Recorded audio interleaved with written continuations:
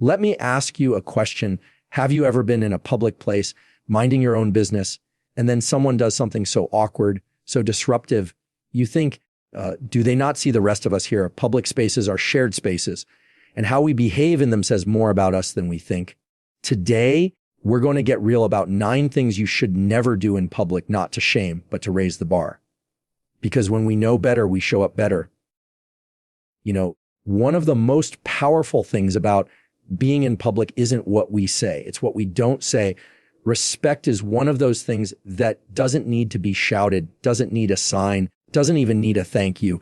It just shows up quietly, consistently, and the way it shows up most, through our awareness of others. When you're in a shared space, whether it's a coffee shop, a bus stop, a waiting room at the doctor's office, you're in a social contract. You're saying, I'm not the only one here. My presence affects other people.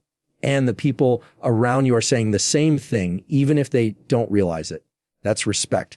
That unspoken mutual understanding that, hey, this isn't just my world. I'm sharing this moment with others. But here's the thing, so many of us forget that. Or worse, we remember it and ignore it. We get into public spaces and act like we're the only one who matters. We talk over people. We cut in lines. We ignore personal space. Some folks treat strangers like background extras in the movie of their life. And you know what?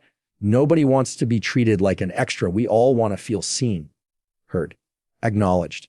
Even just a nod, a step to the side to make space, a door held open. Those are the small gestures that make a big difference. Think about how often you see someone talking so loud on the phone, you can't concentrate on your own thoughts, or playing videos without headphones like the rest of the world needs to hear their favorite YouTuber. You can tell when someone's not aware of their volume, their space, their presence, and it instantly changes the mood. It drains the energy out of a room. It makes people uncomfortable. Why? Because the unspoken message is, I matter more than you. And that's the opposite of respect. Respect says, I see you. I don't need to know you, but I honor your space. It's not about walking on eggshells or being overly formal. It's just about presence. Being present enough to notice that your bag is blocking a seat someone might need, that you're standing too close in line, that you're interrupting a quiet space with a loud conversation. It's those tiny decisions that add up to something bigger.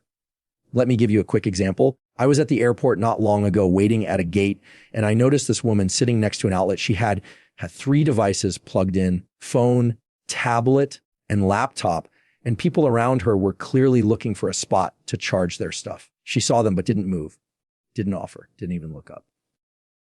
That might not seem like a big deal, but that small moment, it told everyone around her exactly how she sees the world. It said, my convenience matters more than your need. And here's what's real. People remember that. Not just about her, but about what it feels like when someone refuses to make room for others. And that feeling lingers. Now flip it. Think about the times when someone's gone out of their way to make room for you, gave you the last seat on the train, turned down their music, offered help without being asked. That stuff hits different, not because it's flashy or dramatic, but because it's rare, because it's a choice. And every time we make that choice, we're building something bigger than just a polite moment. We're saying this space, it belongs to all of us, and I'm going to act like it. That's the kind of energy that spreads, that models, that sets the tone in rooms, in streets, in stores, everywhere we go. You don't have to be perfect, but you do have to be aware. And that awareness, that's where respect, not in grand speeches or big gestures, but in the simple decision to recognize the people around you, even the ones you'll never see again. Because in public, your presence is always speaking, even when you're silent. We live in a world where privacy is becoming more and more of a luxury. Between social media, reality TV, and nonstop access to each other, it's easy to forget that not everything needs to be public. But there's a difference between sharing your life and spilling it into spaces where it doesn't belong. There are just some things, some moments that need to stay behind closed doors. You've probably seen it, someone having a full-blown argument on speakerphone in the middle of a coffee shop. You're just there trying to enjoy your latte, maybe get a little work done, and now you're suddenly front row to someone else's family drama, or someone at the grocery store walking the aisles, venting to a friend over FaceTime on full volume, Like the frozen food section is their personal podcast studios. It's uncomfortable, not just because of what they're saying, but because you didn't ask to be part of that moment. You got pulled into it without permission. That's the issue. Public space doesn't mean personal space disappears. We all still deserve to exist in peace. The problem isn't that people have lives. They should. Life is messy, stressful, complicated. The problem is when people forget to put boundaries around those private moments and just let them spill into public like everyone's supposed to absorb it. I was on a train once and a guy across from me was having a loud breakup call. And I mean loud, everything from cheating accusations to tears to the "I gave you my best year's speech." And I remember looking around and realizing everyone on that train was now involved in a moment that should have happened somewhere private. It wasn't just awkward. It felt invasive. We were all trapped in it, and not one of us signed up for that. Now I get it. Emotions don't wait for the perfect moment. Sometimes the phone rings and it's not a conversation you can put off. But that's where self-awareness comes in. That's where you either step outside, lower your voice, or send a message saying, "Hey, can I call you back when I have some privacy?" That one small choice respects both your personal life and the people around you. Oversharing isn't just about volume either. It's also about content. You ever been in line and someone next to you is talking just loud enough for you to hear exactly what medical condition they're dealing with, or how terrible their boss is, or what their cousin did at the wedding? Now, it's not just a conversation, it's a performance. But the thing is, no one's clapping, because here's the truth. Not everyone wants to be part of your story. Not everyone wants to hear your play by play. And when we overshare in public, it forces people into a role they didn't audition for. It's not fair to them, and it's honestly not fair to you. Because when everything becomes public, nothing feels sacred anymore, not even the things that should matter most. We've started confusing openness with access. Just because you can share something doesn't mean you should. And just because you're in a public space doesn't mean your whole world has to be on display. There's power in restraint. There's dignity in privacy. There's strength in knowing when to keep something for yourself. And it's not about shame. It's not about pretending life is always neat or polished. It's about knowing that some things deserve protection, that certain conversations about your relationships, your health, your money, your struggles deserve to happen in safe places, not sidewalks. We owe that to ourselves. We owe that to each other. And honestly, you'll never regret the things you kept sacred. You'll never wish you'd aired more of your personal life to strangers in a waiting room. But I might wish you'd paused, taken a breath, and waited for the right moment. You might wish you'd kept something just for you, just between you and someone you trust. Because what's personal should stay personal. And public space isn't your diary. There's a moment we've all seen, maybe we've even been part of it, when someone finishes a meal at a food court, gets up from the table, and just walks away. Tray still there. Napkins, spilled drink, food scraps left behind like it's someone else's job to deal with. And maybe it is someone's job to clean the area eventually, sure. But that's not the point. The point is that someone looked at a shared space and decided, not my problems. Yeah. That attitude, that's where public discomfort starts. Because when people stop caring for shared spaces, those spaces stop feeling safe and instead start feeling like no one's home, like no one's responsible. And when no one feels responsible, we all suffer. That leftover trash isn't just a mess, it's a message. It says, "I'm done here and you can pick up after me." That message doesn't stay on the table. It spreads. It shapes how we feel in a space and how we treat it going forward. Cleaning up after yourself isn't about being perfect. It's not about having a spotless car or a surgically clean table. It's about showing respect, not just to the people who come after you, but to the space itself. It's about saying, I was here and I made sure it stayed good for the next person. So that little gesture, it's simple, but it carries weight. It's the same when you're at the gym and you finish using a bench or a machine. You wipe it down, you rack your weights, not because someone's watching you, but because someone else is coming right after you. That's the whole point. We don't live in a vacuum. Other people are part of our story, whether we see them or not. And when we act like we're the only ones that matter, we leave a mess behind for someone else to trip over, literally or figuratively. There's also something about those moments that reveal who we are when no one's watching. You drop a napkin in the parking lot. Do you pick it up or keep walking? No one saw it happen, right? But that 1 second is where your character checks in, not your image, not your reputation, just who you are when it's quiet and no one's clapping. Now, some folks think this is overthinking. What's the big deal? It's just a wrapper. It's just one cart left in the middle of the lot. But it's never just one. One becomes 10. 10 becomes a habit. And that habit shapes the space. It shifts the culture of it. A messy environment tells people it's okay to care less. That's how we lose respect for our surroundings. Slowly, one careless moment at a time. And this isn't about guilt. This is about ownership. When you take a few seconds to throw your trash away, push your chair back in, or return your cart, what you're really saying is, I take care of what I touch. That's not just considerate. That's powerful. It shows up in how we lead, how we parent, how we treat strangers. It tells the world that you don't need applause to do what's right. You just do it. Because let's be honest, there's no reward for wiping down a counter or picking up after yourself in public. No one's handing out trophies for returning your shopping cart. But that's the point. You do it because it's the right thing to do.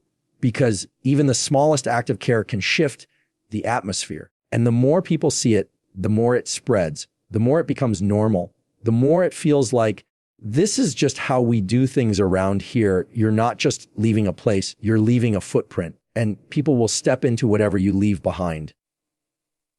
So why not make it something better? Something cleaner, kinder, more thoughtful, because shared spaces only work when we treat them like they're worth sharing. We all have rough days. It's part of being human. You spill coffee on yourself before an important meeting. You sit in traffic for an hour only to miss your appointment. Your boss emails you something petty at 4:59 p.m. Or maybe it's not just one thing. Maybe it's 5 little things that stack up until your patience is paper thin. I get it. Life has a way of testing us when we least expect it. But here's the truth. Most of us don't want to hear your mood is your responsibility, not the world's.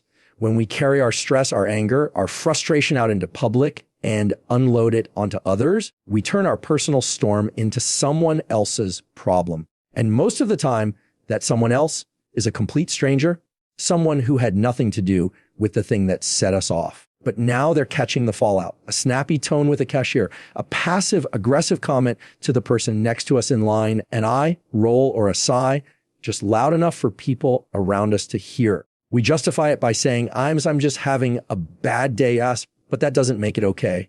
There's a big difference between feeling your emotions and weaponizing them. One is human. The other is hurtful. And when we bring that energy into public, when we slam doors, bark at staff, or treat people like they're in our way, we're not just releasing tension.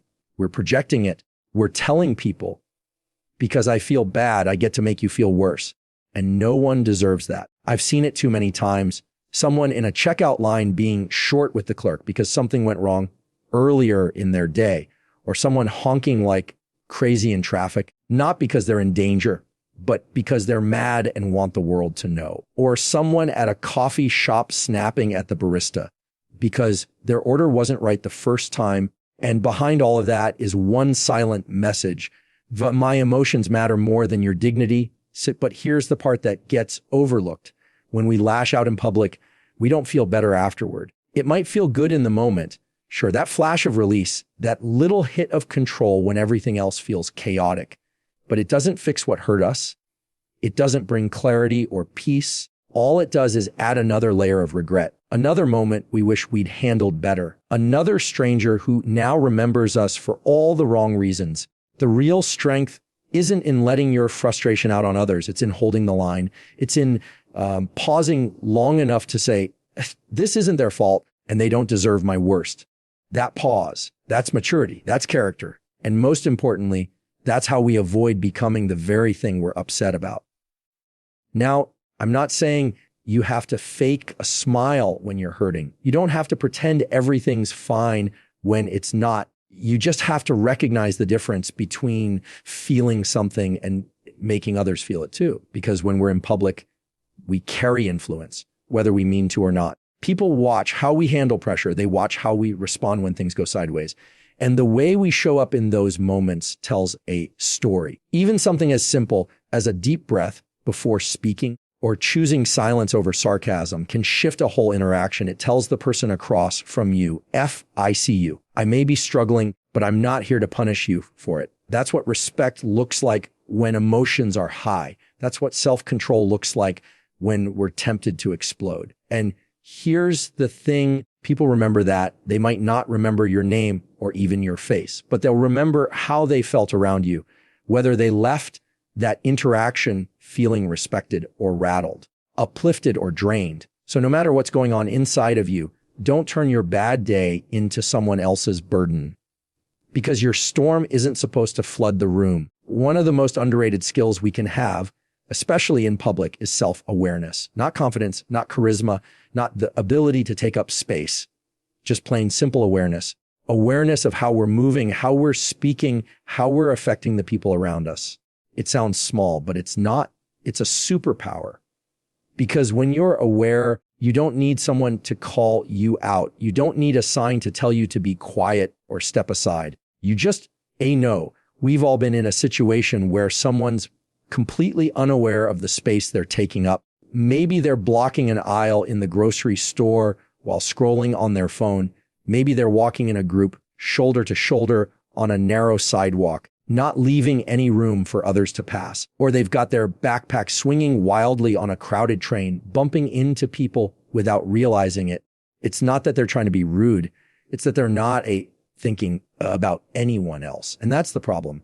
Self-awareness isn't about being self-conscious. It's not about walking on eggshells or obsessing over every move you make. It's about checking in with your surroundings, taking a breath, asking yourself, how am I showing up right now? Not just in how you feel, but in how you're being received. Because when we tune into that, we start to realize that our presence always has an impact. Always, even in the smallest ways.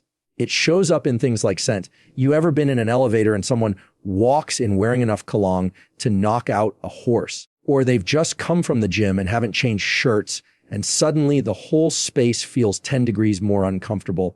That's awareness, or the lack of it. Most people don't mean to make others uncomfortable. They just haven't paused long enough to ask, fine, how might this affect someone else?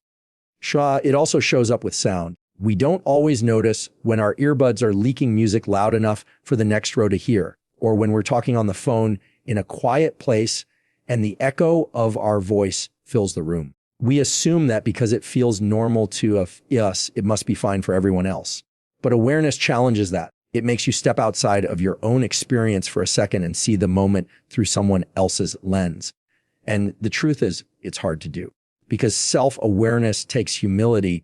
It takes the willingness to accept that you're not the main character all the time, that your convenience, your comfort, your habits, while valid, aren't always the most important thing in the room. That can sting a little, especially in a culture that tells us to prioritize ourselves first. But if everyone's doing that, who's looking out for everyone else? I remember being in a library once, one of those quiet ones where even the sound of turning a page seems loud. A guy walked in, sat down, and started watching something on his laptop. No headphones, just full sound like it was his living room. People looked up, some shifted uncomfortably.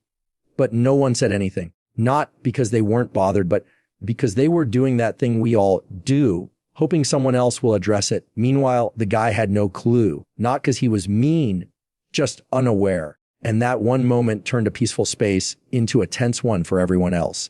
But the flip side of that is powerful too. Think about the last time you saw someone go out of their way to adjust, to step aside and make space, to lower their voice, to catch themselves before interrupting. That kind of awareness doesn't just keep things polite, it creates ease. It tells the people around you, I see you. You're not invisible. And that feeling, that changes a space. The world doesn't need more people who can command attention. It needs more people who can read the room, who can recognize when they're too loud, too close, too much, and adjust, not because they were told to, but because they chose to, not out of shame, but out of care. Because awareness isn't weakness. It's respect in motion. So here's the truth. Public spaces aren't just physical places. They're shared experiences. Every time we step outside, we become part of a bigger story. And how we show up in that story matters. Whether it's choosing respect without needing credit, keeping our personal mess from becoming someone else's problem, cleaning up what we touch, managing our mood before it spills over, or simply being aware enough to read the room. These small, quiet decisions build something powerful. They build trust. They build peace. They build environments where people feel seen, safe, and respected, because public behavior isn't about perfection. It's about consideration. You don't need to do everything right.